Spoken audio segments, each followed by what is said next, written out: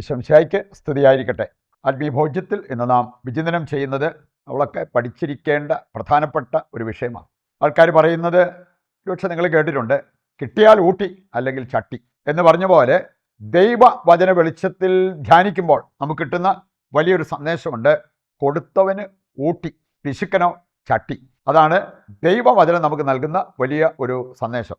ഒരു ഭാര്യയും ഭർത്താവും അവർ ഒരു ദിവസം കുർബാന കഴിഞ്ഞപ്പോഴത്തേക്കും അവർ എൻ്റെ അടുത്ത് വന്നു.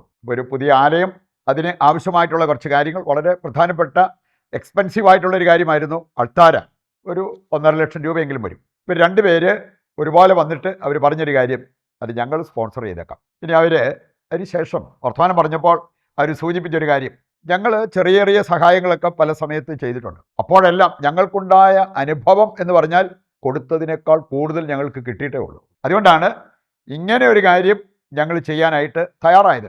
അതിന് ദൈവം അവർക്ക് നൽകിയത് വലിയ ഒരു പ്രതിഫലമായിരുന്നുവെന്ന് പിന്നീട് അവർ ഏറ്റുപറയുണ്ടായി. അവരുടെ 2 മക്കൾ, 2 പേരും പഠിക്കാൻ മിടുക്കരാണ്.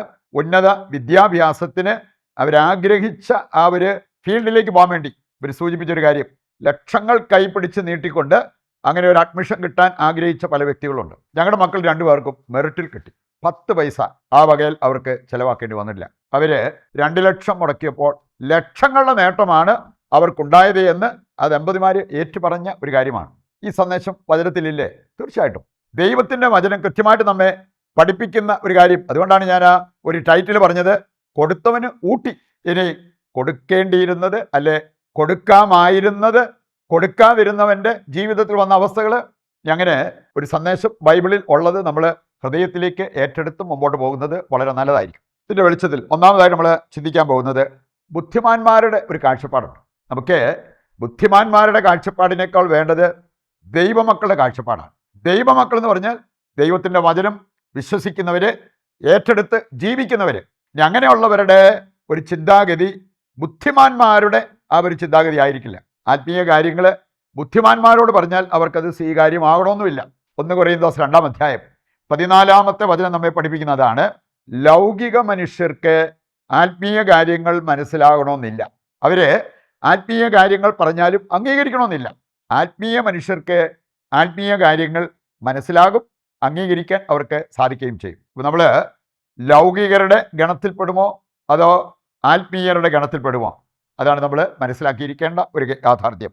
സാധാരണ ബുദ്ധിമാന്മാരുടെ ഒരു ചിന്ത പോകുന്നത് ഇപ്രകാരമാണ്, കൊടുത്താൽ കുറഞ്ഞു പോകും. ഞാൻ ആർക്കെങ്കിലുമൊക്കെ കൊടുത്താൽ, ചിലരെയൊക്കെ സംസാരം ഞാനും കേട്ടിട്ടുണ്ട്, അപ്പൻ ഉദാരമതിയായിരുന്നു, ചോദിച്ചവർക്കൊക്കെ വാരി വാരി കൊടുത്തു, ഇപ്പം ഞങ്ങൾക്കൊന്നുമില്ല, അതുകൊണ്ട് ഞങ്ങൾ അനുഭവിക്കേണ്ടിയിരുന്നതാണ്, അത് അപ്പൻ്റെ ശ്രദ്ധക്കുറവ് കൊണ്ട് അവർക്ക് ഇവർക്കെല്ലാം കൊടുത്തിട്ട് ഞങ്ങൾക്കൊന്നും ഇല്ലാണ്ടായി.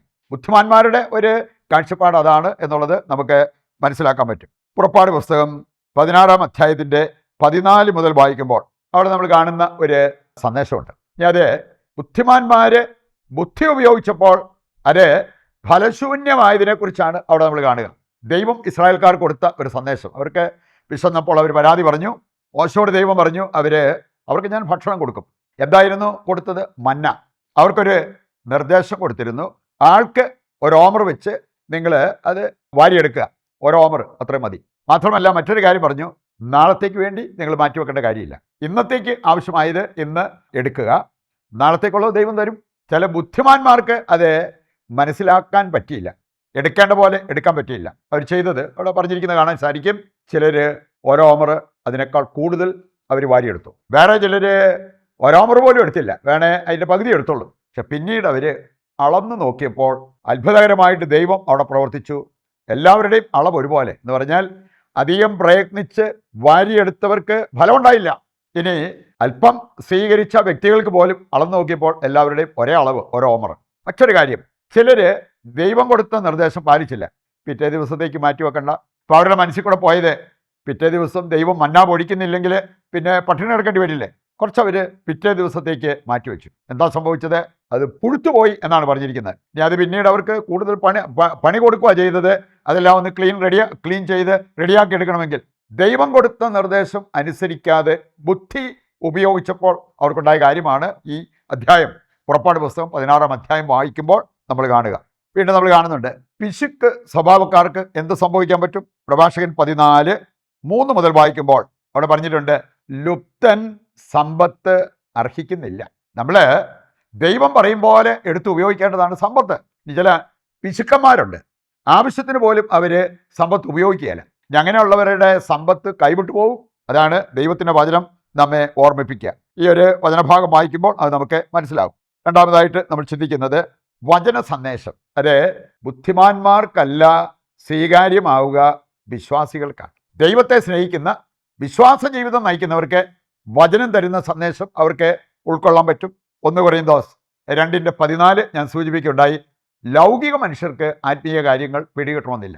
അവർക്ക് വചനം നൽകുന്ന സന്ദേശം സ്വീകരിക്കാൻ സാധിച്ചെന്ന് വരില്ല. സുഭാഷിതങ്ങൾ 11:24-25 വചനങ്ങൾ ദൈവമക്കൾക്ക് അംഗീകരിക്കാൻ പറ്റുന്നൊരു കാര്യം. അവിടെ പറഞ്ഞിരിക്കുന്നത്, ഒരാൾ ഉദാരമായി കൊടുക്കുന്നു, പക്ഷെ അവരുടെ സമ്പത്ത് വർദ്ധിച്ചുകൊണ്ടേയിരിക്കുന്നു. വേറൊരാൾ കൊടുക്കേണ്ടത് പോലും കൊടുക്കാതെ പിടിച്ചു വെക്കുന്നു, പിശുക്ക് കാണിക്കുന്നു, അവൻ്റെ ദാരിദ്ര്യം ഒരിക്കലും തീരത്തില്ല. ഇത് വചനം പഠിപ്പിക്കുന്ന ഒരു കാര്യമാണ്. വിശ്വാസികൾക്കാണ് ആ വചനം എടുത്ത് ജീവിക്കാൻ സാധിക്കുക. അങ്ങനെയുള്ളവരുടെ ജീവിതത്തിലേക്ക് സമൃദ്ധി കടന്നു വരും.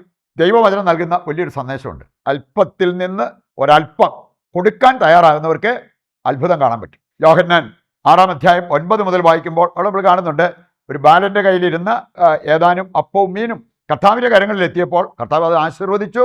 ഇഷ്ടംപോലെ ആളുകൾക്ക് ഭക്ഷിക്കാനുള്ളത് അവിടെ ലഭ്യമായി. അല്പത്തിൽ നിന്ന് ഒരല്പം ദൈവത്തിൻ്റെ കരങ്ങളിലെത്തിയപ്പോൾ, അതുകൊണ്ടാണ് സമ്പത്ത് ഏറെയുള്ളവർ അതനുസരിച്ച് കൊടുക്കണം, അല്പമേ ഉള്ളോ അതനുസരിച്ച് കൊടുക്കണം എന്നുള്ളത് അവർ തോബിത്തിൻ്റെ പുസ്തകം 4-ാം അധ്യായം 8 മുതൽ വായിക്കുമ്പോൾ നമ്മൾ കാണുന്ന ഒരു കാര്യമാണ്. പ്രഭാഷകൻ 35 6-ാമത്തെ വചനം പറയുന്നുണ്ട്, വെറും കൈയോടെ കർത്താവിനെ സമീപിക്കരുത്. പ്രഭാഷകൻ 35:10 മുതൽ വായിക്കുമ്പോൾ നമ്മൾ സന്തോഷത്തോടെ ആദ്യഫലം നൽകണം, ദശാംശം കൊടുക്കണം, ദൈവം അതിനെല്ലാം 7 ഇരട്ടിയായി പ്രതിഫലം നൽകും എന്നുള്ളത് കർത്താവിൻ്റെ വചനം വാഗ്ദാനം ചെയ്യുന്ന കാര്യമാണ്. അതുകൊണ്ടാണ് ഞാൻ പറഞ്ഞത്, കൊടുക്കുന്നവന് ഊട്ടി. ഇനി പിശുക്ക് കാണിക്കുന്ന അല്ലെങ്കിൽ സ്വാർത്ഥമതിയായിട്ട് ജീവിക്കുന്നവർക്ക് അവരുടെ ജീവിതത്തിൽ നിന്ന് സമ്പത്ത് പോലും കൈവിട്ടു പോയേക്കാം. ഈ ഒരു സന്ദേശം ഉൾക്കൊള്ളാൻ സാധിച്ചാൽ നമുക്ക് ആത്മീയ സമ്പത്തും ഭൗതിക സമ്പത്തും ഒരുപോലെ നമുക്ക് സ്വീകരിച്ച് മുമ്പോട്ട് പോകാൻ പറ്റും. അതിനുവേണ്ട കൃപയ്ക്കായി ദൈവത്തോട് നമുക്ക് പ്രാർത്ഥിക്കാം. ഇതിൻ്റെ എല്ലാ പ്രാർത്ഥനാ നിയോഗങ്ങളും കർത്താവിൻ്റെ കരങ്ങളിൽ ഏൽപ്പിച്ചുകൊണ്ട് ദിവ്യകാരുണ്യത്തിൻ്റെ ആശീർവാദവും നമുക്കിപ്പോൾ സ്വീകരിക്കാം.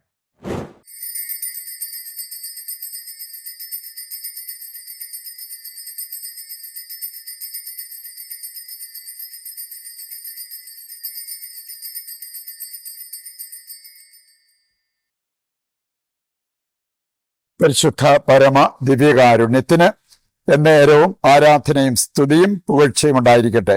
ഈശോമിശിഹായ്ക്ക് സ്തുതിയായിരിക്കട്ടെ. മറ്റൊരു എപ്പിസോഡുമായി നാളെ വീണ്ടും നമുക്ക് ഒരുമിക്കാം. ദൈവം നിങ്ങളെ സമർത്ഥമായി അനുഗ്രഹിക്കട്ടെ.